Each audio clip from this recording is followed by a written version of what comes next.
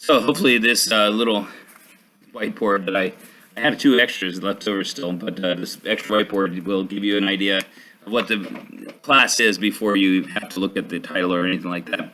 But we're moving on in our in our history class, and your original assignment that you had done, we're talking about, no, I forgot what it's called. We're talking about the World War One. And does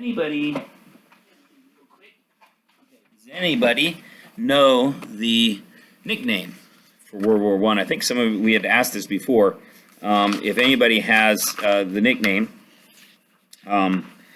just think about it. You can write down on your little whiteboard, and it doesn't matter because I can't see it anyway. But the nickname is the war to end all wars, and so this is an amazing thing because, of course, all wars never ended, and man has the thoughts and mindset that we can do that we can control wars and things like that. Now, what you're supposed to be reading today is pages 237 to 239. And so go ahead and turn there. I'll go over a few of these things really quickly.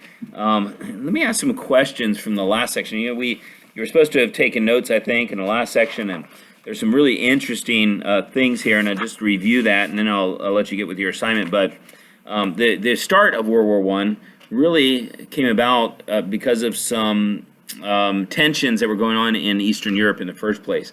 As you found out, Germany and Russia and Austria-Hungary and France were some powerful nations there.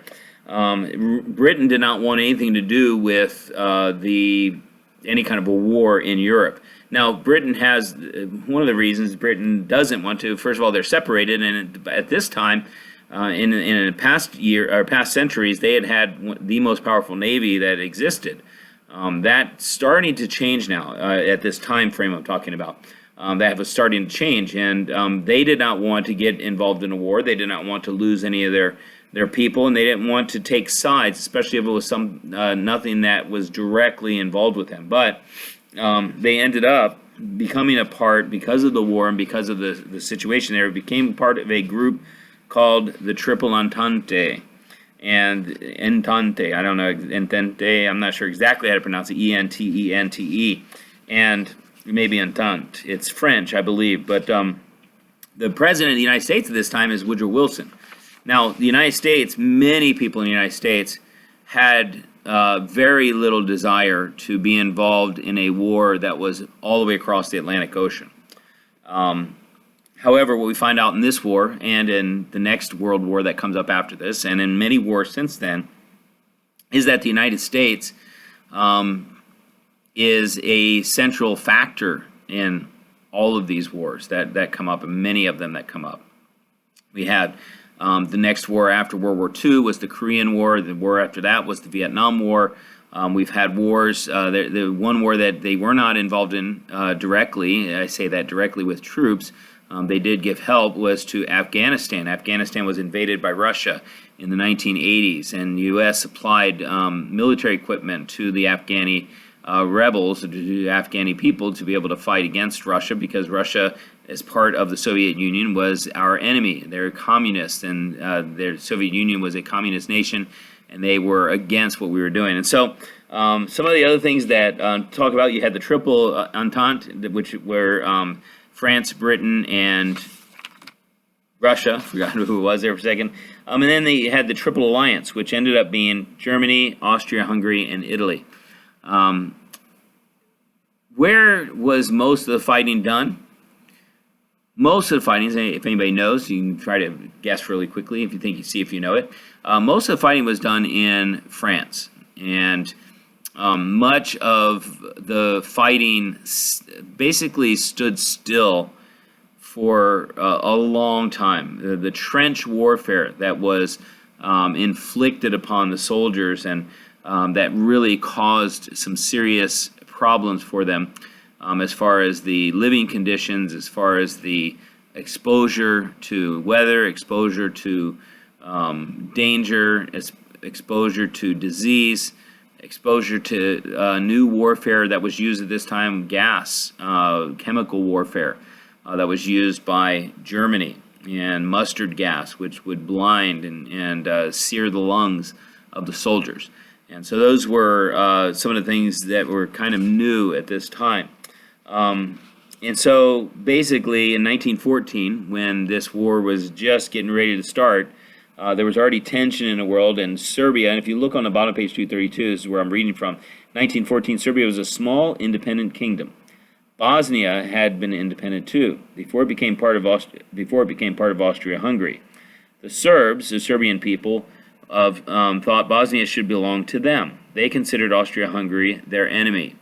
And so it says, on June 28th, Archduke Francis Ferdinand was traveling in Bosnia's capital. Ferdinand was the heir to the throne of Austria-Hungary. A young man fired shots into the Archduke's car. Both Ferdinand and his wife died. Now, they didn't have security in the same way that we think of today. Today, presidents, any kind of public figure has a lot of security usually, and it's a much more difficult task if somebody wanted to assassinate them.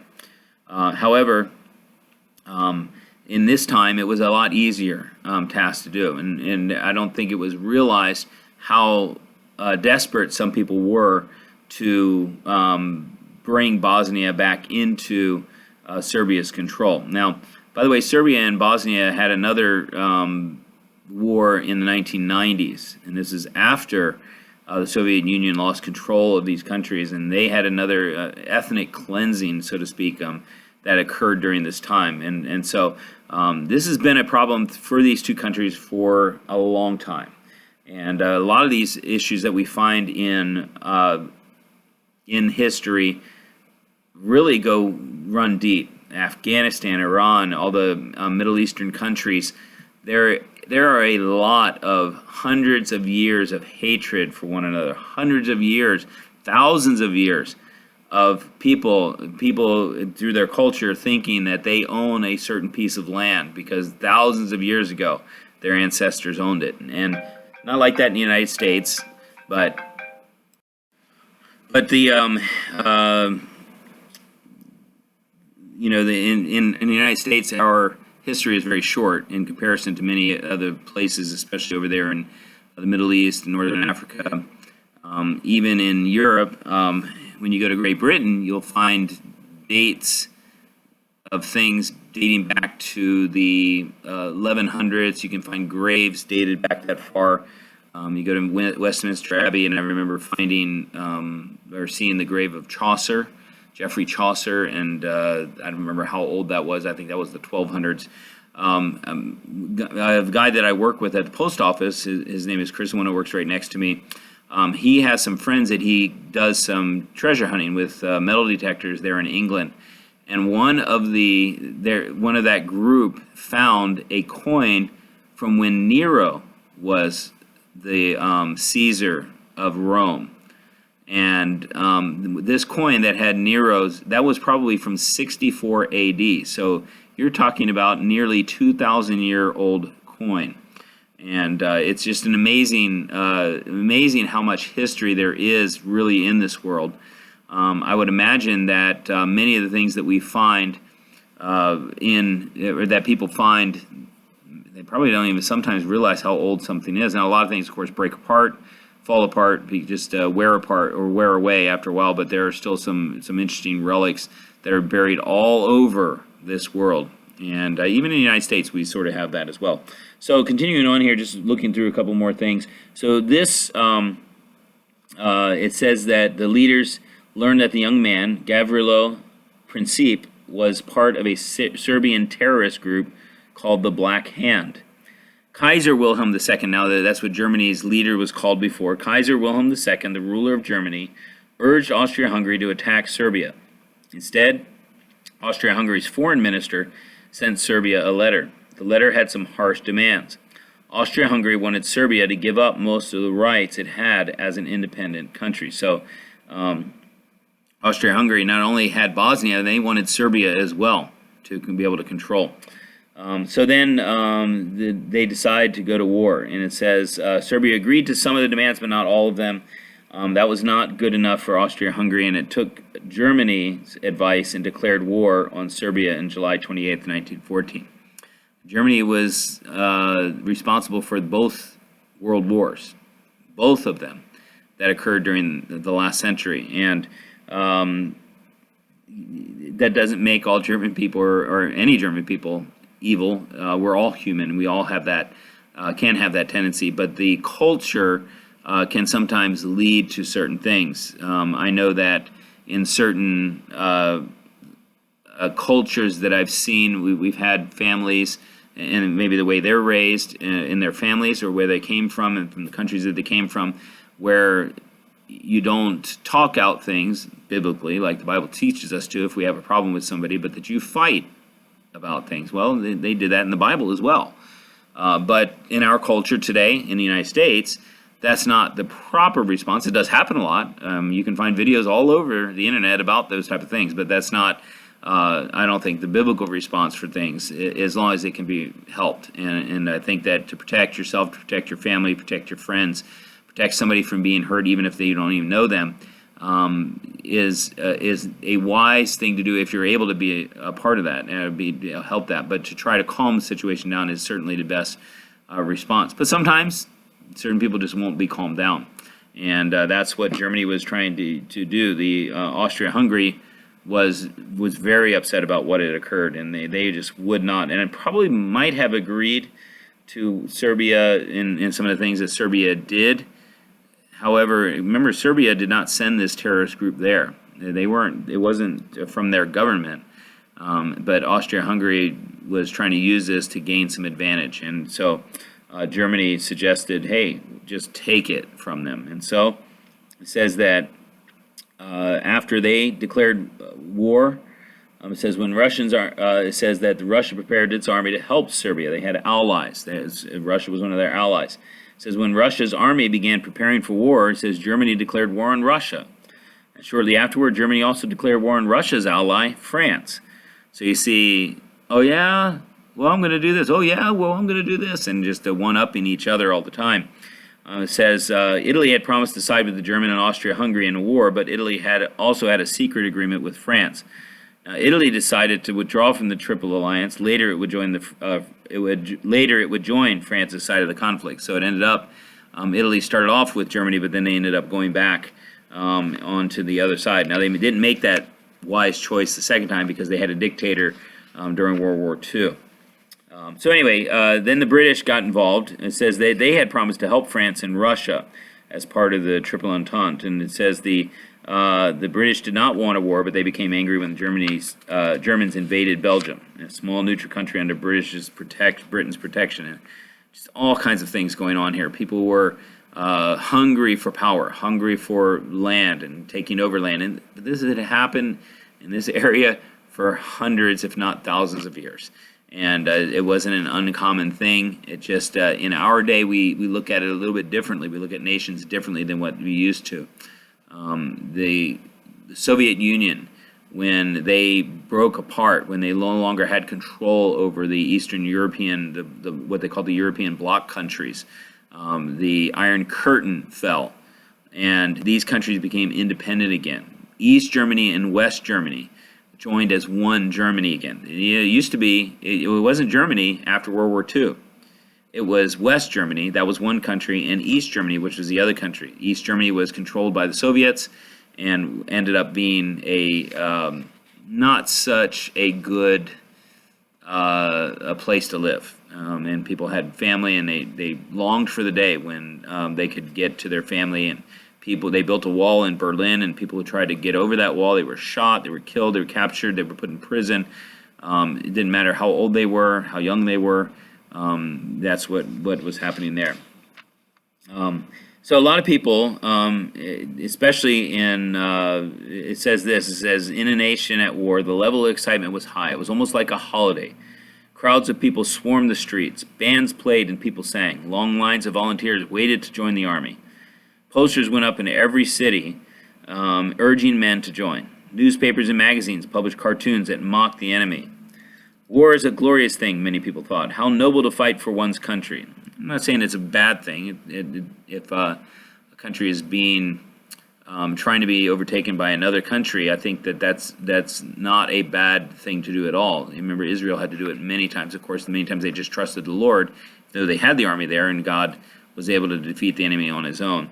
But it says Sir Edward Grey, who was the British Secretary for Foreign Affairs, had a different opinion. He says the lamps are going out all over Europe.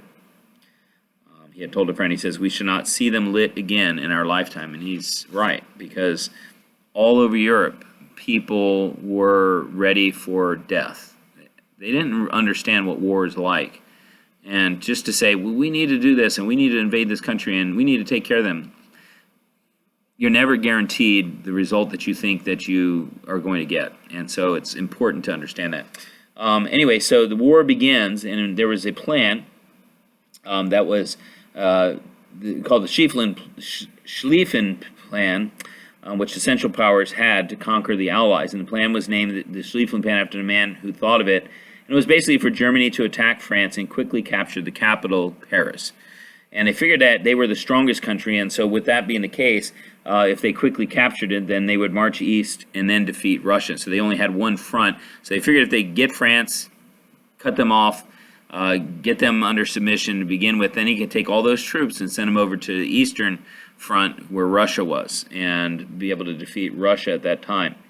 And then it says that there was a battle. It says Germans expected they could take Paris. They could take Paris in about 6 weeks before moving east. With France defeated, the war would be almost over as far as their plan was concerned. But they didn't go as they planned. So before they got to Paris, they met French troops at the Marne River. The French soldiers fought fiercely. In the end, the German troops had to retreat. After the Battle of the Marne, and that's where they get the name of the Battle of the Marne, that's for the Marne River, the Germans realized they would not be able to use the Schlieffen Plan.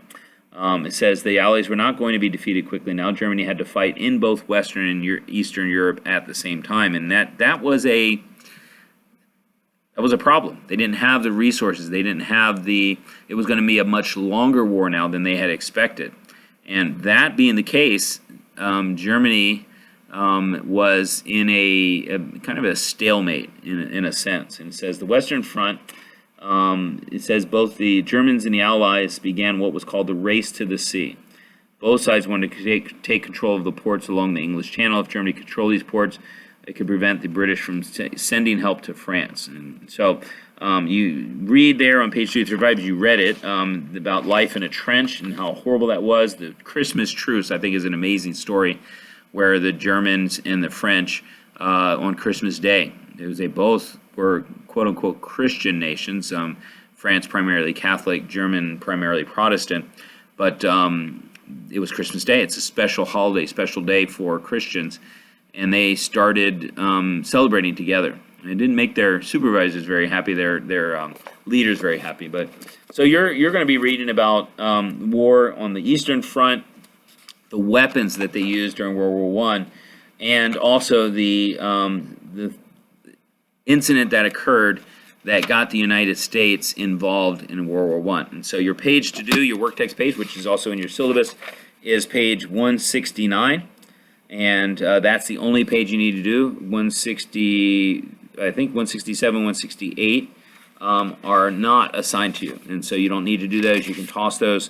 If you want to do it for extra credit, I'll take it as extra credit if you want to do that. That's not a problem. And so that is your assignment, and enjoy your class.